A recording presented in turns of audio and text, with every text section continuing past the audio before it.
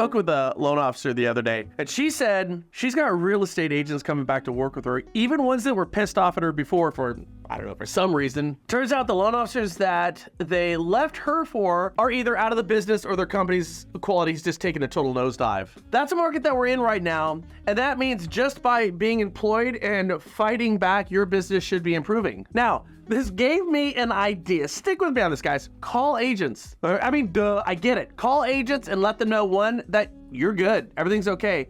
Two, that funding and pricing are still great with you guys. And three, you are growing your business. See, because in reality, some mortgage companies and brokerages right now are just getting torn up with buybacks and the ill-gotten effects of that policy. You see, the GSEs right now, they are totally freaking out about a bunch of companies becoming insolvent and getting stuck with a bunch of loans that don't have the backing of the reps and warrants. So audit files and kick them back and get them off the books. As a result, companies, they're just going under right now, left and right. Or they're tightening up their guidelines and, they're raising their interest rates. It's like this. Most mortgage companies right now would like to just take the next 6 months off, a sabbatical, if they only could. They can't do it, so they begrudgingly fund loans and lose money in the process. Just watch the next few months. Mortgage companies are gonna crash harder than Anne Heche after a couple glasses of champagne, if you know what I mean. Case in point, this last Thursday, FHA announced it issued a waiver to a requirement that lenders flag rejected loans in FHA Connect. They say this move will improve access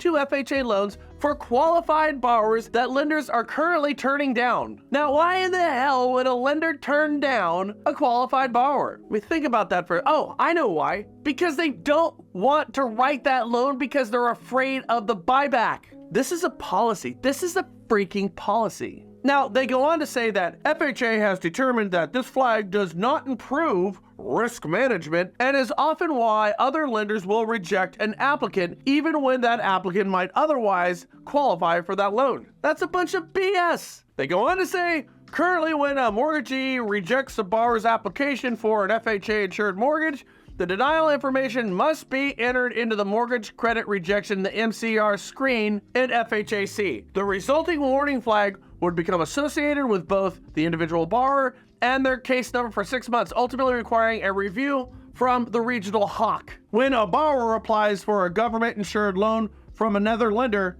during that period. That's right. FHA is getting rid of that because the next lender currently sees that denial and immediately says, F this, and turns the loan down too.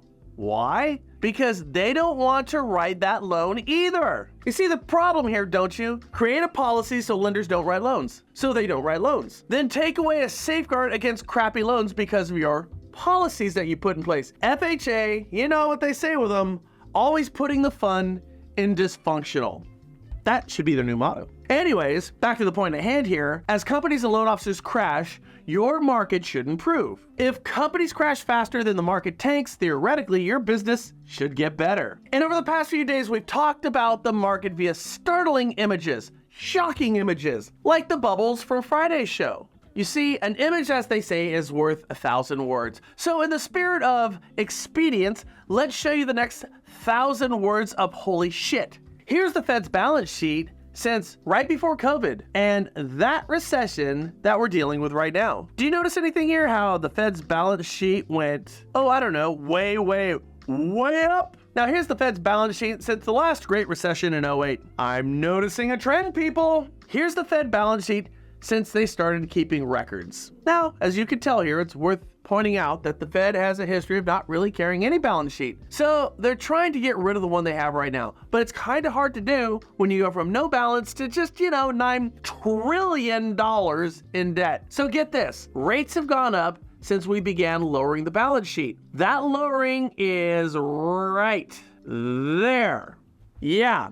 That little drop in balance has upended the mortgage market. So the question to all of the pro-rate people, entities out there, because I really don't know, here's my question for you. If this drop in the balance sheet can make rates go haywire and the Fed wants to get rid of all of this, then how in the fudge cake can anyone say that rates are going to come down in the next year or so? It's not that I don't believe you. It's not that I don't want to follow you, but it's that $800 trillion gorilla in the conversation that concerns me. Hell, if you're watching this and you know, let me know. I mean, your opinion is as good as anybody else's. It's all just fortune telling to me, and I don't know. I'm not sure if I really believe in fortune telling.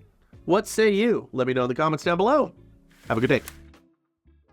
You know, I gotta tell you guys, loan officers, you're just missing the boat. Just completely missing the boat if you're not talking with the account reps and sales folks over at Oaktree. They will teach you everything you need to know about non-QM, how to sell these loans, and point you in the right direction. These guys are great. They've been around for a long time. Their pricing is unmatched, and their service is second to none. My God, would you just do it? Fill out the information down below. Talk to these guys. Your business will appreciate you for it.